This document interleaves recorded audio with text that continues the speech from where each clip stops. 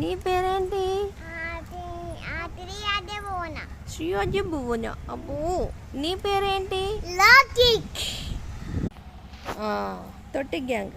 ఇంకా ఎంతమంది మిస్ అయ్యారు? 4 మిస్ అయ్యారు కదా. చూసారా నా గాజులు ఎంత బాగున్నాయో? పెళ్లి కూతురు గాజులు ఎంత బాగున్నాయో. పింక్, గోల్డ్, డార్క్ గ్రీన్ ఈ శారీకి మ్యాచింగ్.